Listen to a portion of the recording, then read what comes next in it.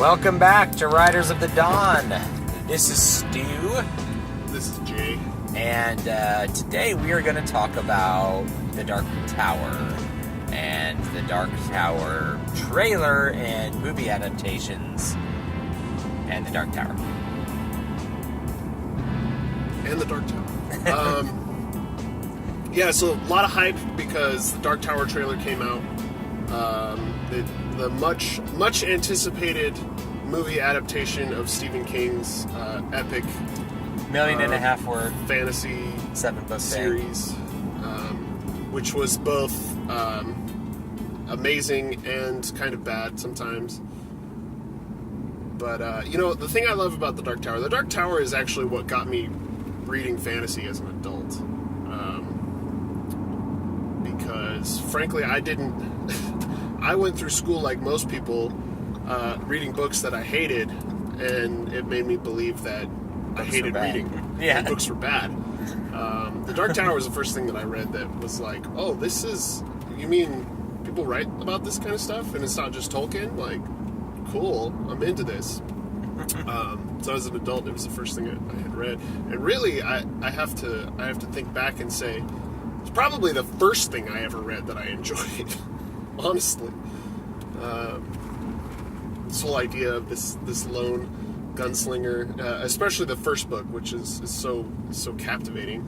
Yeah, and it's so stylistically unique. Yeah, that first book was. You have this lone dog gunslinger, and in this kind of westernish post-apocalyptic world, and then there's like mutants. And then at the very end... mutants, them slow mutants. And then at the end, magic happens. And you're like, what did I just read? Give me more! Yeah, right? it was just... It just gave you... It just kind of cracked the door on the world, and it really made you want more. And a lot of people actually don't like that first volume because of the style of it, but I love the style of it. I think it gives you hints of the depth to come, and gives you all the details necessary to understand this story in that volume, and sets up the rest of the series really well. And only after you get more relatable characters than roll in do a lot of people say, like, oh, I start to really like in book 2 once you get Eddie and Susanna. Yeah. And yeah, the Dark Tower series.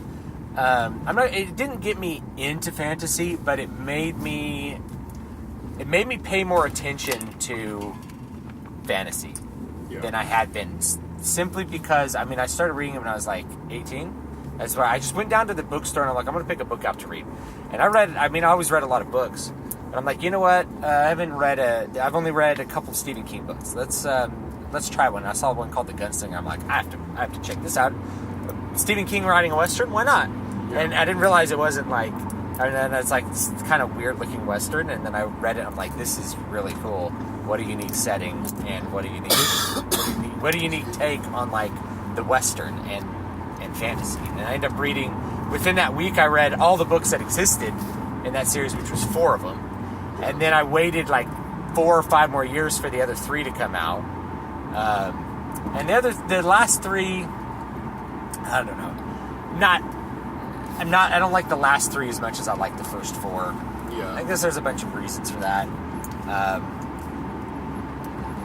Well, they're not that bad. The guy was in a completely different place in his life, He kind of did... He painted himself into this place after the 4th book, where he just didn't know where to go. I felt like, and so and he talks about that all the time. Finishing the Dark Tower series was like a really big task for him to undertake. And I remember he got hit by a car on a walk and almost died, and decided that that was his sign that he had to finish the Dark Tower. Yeah, he had to finish this epic fantasy series, not leave it unfinished. He talks about in, I think it might be on writing, or it might just be in something else, where he talks about like he had a reader who was dying of cancer, and just like she's like, I have 2 weeks to live. Please just tell me what happens in Dark Tower. If I knew, I would tell you. Yeah. So, I mean, I understand that. That's I feel that way sometimes when I'm working on a project. I don't know what comes next. It's frustrating. Yeah, and Stephen King's always been a what Derek Murphy calls a seat of the pants writer, and what George R. R. Martin would call a gardener, which is you see what grows, or you write and you see where it goes. You see what happens when you write. And sometimes people really like that. I mean, there's a lot of people. I don't really like Game of Thrones that much. I don't really like it. It doesn't appeal to me. It's not that I think it's awful. It just doesn't suit me at all. There's a lot of people who really like Game of Thrones because they think that there's all these twists and it's very surprising. But when you take a step back and you realize that none of those things have a purpose, or they're not leading towards a goal that's understandable. Then you realize that it's really hard to finish that kind of work. There's probably a reason why George R. R. Martin hasn't written another Song of Ice and Fire book. Yeah. Is because he doesn't know what the hell to write. Yeah. After a certain point, you're like, I don't know where this goes or why it needs to go there. And even I thought that Robert Jordan for a while was the seat of the pants writer, and he really isn't. But he waxes on needlessly about things that nobody cares about. Yeah, that's the problem. It's he puts in too many extraneous details or too many things. He's like, well, this is important, and it's you needed to make a better decision about what was important. Yeah. Yeah. There's about 2 books in that Wheel of Time. Where because you're kind of thinking surprisingly, I ended up liking one of those middle books that everyone's like, this one's the worst. I'm like, I liked it because at that point I'd abandoned all hope of reaching the goals, and I was just reading about what characters were thinking and doing. I'm like, I kind of like these guys. Cool, he's gonna sleep with the queen. That's fun. Yeah, that's fun. But anyway, back to Dark Tower. So we had this trailer come out. The trailer is like a lot of movie trailers, and there's a formula to movie trailers. You have a voiceover, you have some explosions, you have some big loud noises, you have some of a couple of frames of the visuals to sort of get people interested in wanting to see more. I think it's an effective trailer for the most part. I'm gonna look at it 2 ways. Way number 1, or let's both look at it 2 ways. Way number 1, adaptation from the book. Way number 2 would be, let's pretend we don't know, it's something new and isn't related to any books. Right. So, looking at it as an adaptation from the book, what's the first problem? Well, this is the issue, and part of it is because I haven't been on Reddit seeing what people know about what's happening. So my assumption was really that it was going to be about the first book. Yeah. So based on the trailer, it's not even a little bit. It looks like it's going to be kind of a conglomeration of everything condensed into one story, which is fine. They're gonna, and honestly, I've been thinking about this a little bit. Is it might turn out to be a better, more condensed story than the full thing, because it looks to me like Roland and Jake are going to be the 2 main protagonists, and the Man in Black will be the antagonist, which is what you feel should have been. Should have been the case. And then, but as far as it being true to the book, I mean, it looks like not at all. Not at all. There were some great quotes from the series in the trailer. Yeah. That, I mean, I kill with my heart. That was. I think that was effective. I think so. Adaptation from the book. It's like you have a 1.5 million word epic, and you're going to condense it down into one movie. Yeah, probably I'm guessing it'll be 210 minutes or something. Lord of the Rings was 500 and some odd thousand words, and they really could only get a 12-hour movie. Yeah. And they still cut all kinds of crap out. Yeah. So this is 1 million. Now, Tolkien writes in a much more condensed style, than Stephen King, but still, that's, if you compare the two, it's this really should be quite a bit more material. There's quite a bit more material there than you can put in one movie. It's just not possible. Now, the other possibility is that I think it could still be the first book, sort of. Yeah. But they're calling it the Dark Tower, kind of. I don't know why. Like, they're just calling it the Dark Tower because then that's the brand. So the next one is going to be called the Dark Tower, drawing of 3. Right. You know, like whatever it's going to be. So there's a possibility from looking at the trailer that it's going to be mostly the first book, but they want to bring in all the good stuff. Yeah, and kind of set it up like that. Into the exposition. Yeah, into the maybe. exposition. Because like the Gunslinger is light on exposition. The exposition is the plot. Yeah, he just drops you in the world and says, "We're doing this." And you're like, "Wait, what are we doing?" And you just have to find out by the time you get to the end of the book. Yeah, the exposition occurs mainly through flashbacks. Yeah, for you to understand what the heck is going on. But when I'm looking at it, it looks to me more like because of how they write Jake in at least in the trailer. Yeah, it's like from the third book. Yeah. So, and this is kind of why I think it's just going to be fully condensed into one movie, and we're just eliminating the other characters because kind of what you said, the last 3 books just kind of go on and on and on, and in a movie you can really they give you the sense that that this Dark Tower is kind of a stacking of the world, and Roland's world is dead, but Jake's world isn't. So there's like the conflict, and they tell you that in the trailer. And in the books, you kind of get a sense for that in the second one, but they really, I mean, Stephen King just goes ham on it in the last 3, to the point where I kind of get bored of it, honestly. And then in the last book, you have like this corporation, and the corporation exists in this skyscraper, and the skyscraper's like somehow also the tower in Jake's world, and like, what is happening?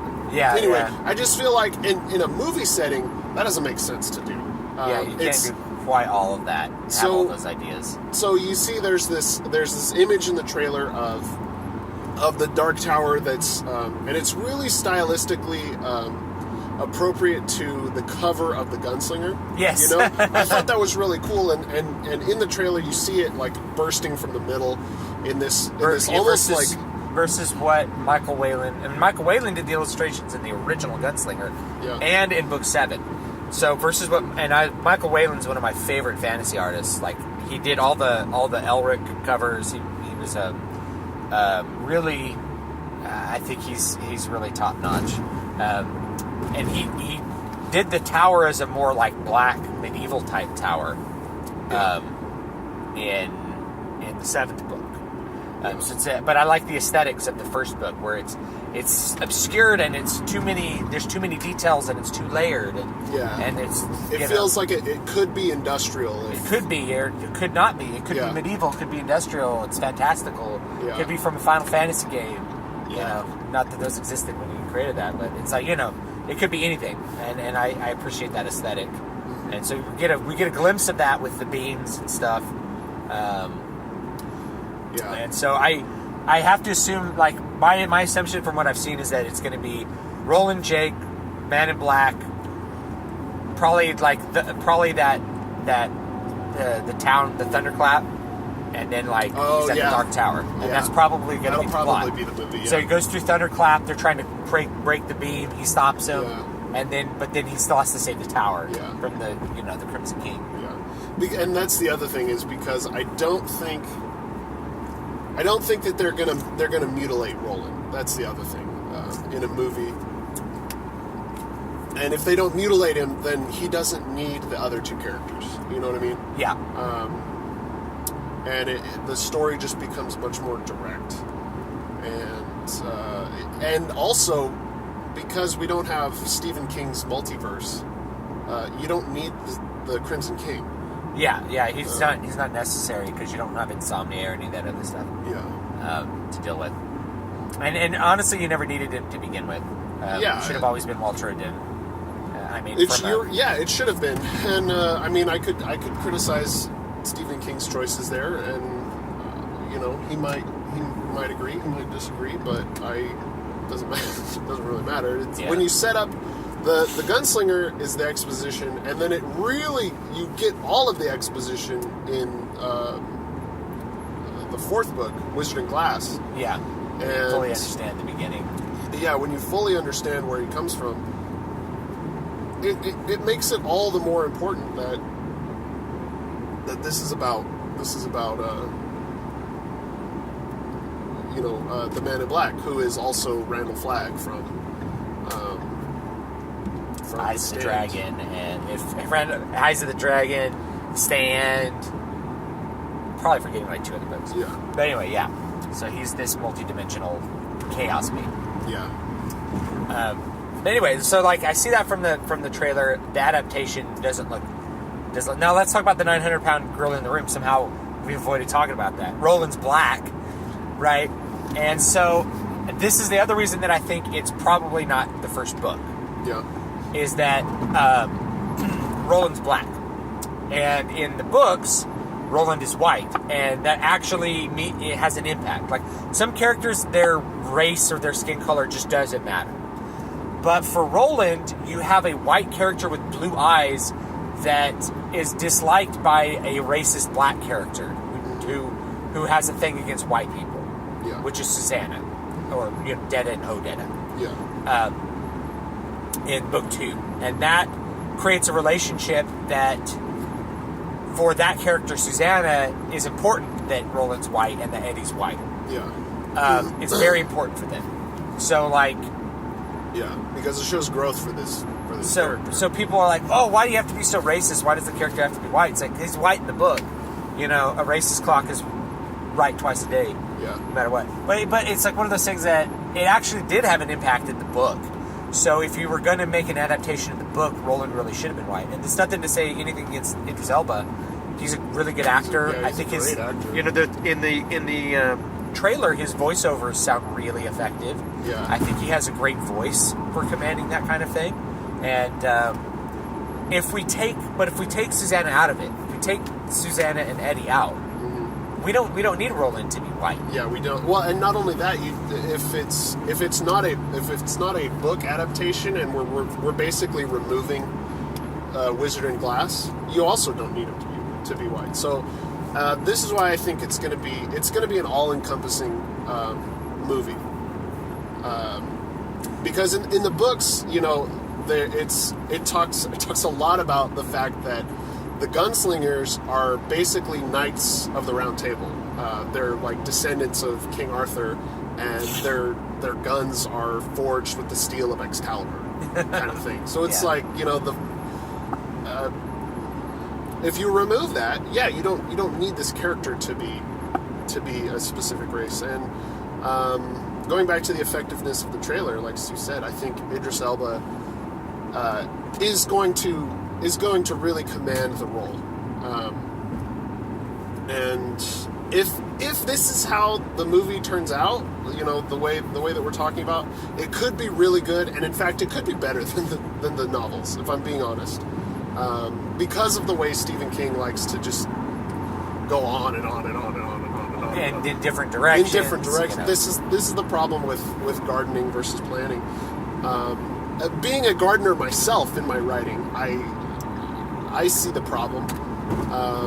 And I watched Stephen King do it. Now, the other thing that we haven't talked about is that a lot of times Stephen King writes the screenplays for his own adaptations. Yeah. So I know he had a hand in it, but he didn't write this screenplay. He didn't write this one, but it's fine. I would say it's like it's put. People are like it's based on the novels. Let's say it's inspired by the novels. Yeah, more accurate. Yeah, I think that's accurate, and using enticing pieces of the book to really draw fans in, because as we talked about with Hollywood before, they really only want to take a risk on things that have no risk. Yeah. There's a huge fan base for the Dark Tower, and it's rabid. It's a rabid fan base. Yeah. So I imagine that if it's good, it's going to be really good. I'll probably see it more than once. And here's the other thing when we're talking about adaptations, is that when you move something from book to film, if you're trying to stick too close to the source material, you're probably going to sink yourself. Yeah. Because they're different mediums and they have different abilities to communicate things. Prose is much better at communicating certain things than a visual medium. Stephen King can communicate all the ideas about the tower and the multiverse in prose really effectively and efficiently, whereas visually, using dialogue and visuals and images, it's probably not going to do it. You're going to have some character explain it just like offhand, and then it becomes a little bit stilted. Yeah. So let's pretend. Okay. So I think we covered adaptation. Anything else left on adaptation? All I was going to say is if it's good, I'll probably see it multiple times. If it's bad, it's going to be Star Wars Episode 1, and I'll still see it multiple times just to try and convince myself that it wasn't bad. That won't be me. I'll go in like I'm going to try to eliminate all my expectations when I go in, and that's part of what I'm talking about with this podcast. So that let's pretend I've never seen it. If I've never read the books, or the books don't exist. Yeah. Let's pretend the books don't exist, because if the books don't exist for me, and I look at the trailer, it looks like a really strange, interesting movie. It looks like a strange movie. Yeah. Where it's like, but when I see a guy holding guns, being like, like talking about this nightly stuff, I'm like, this is sounds kind of stupid, frankly. And then so there's like an element to it that just doesn't seem very appealing. If I take myself out of my mind and look at it and like, if someone just said that, I might be like, that's a little dumb. But there's a lot of really cool visuals. I like Matthew McConaughey. And Idris Elba, they're going to be good actors. So maybe it's like, oh, there's two really good actors, a really dark-looking fantasy-scape with guns. I like guns. There's a couple of, there's like a moment they show in the trailer where like he flips this bullet up and then like it lands in his gun and then he shoots it.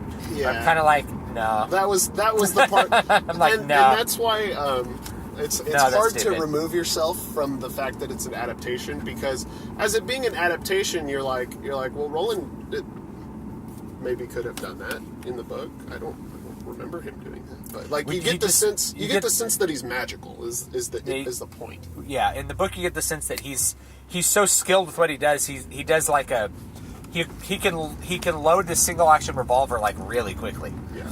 And if you guys probably don't, I don't know if anyone's listening that shoots single action revolvers.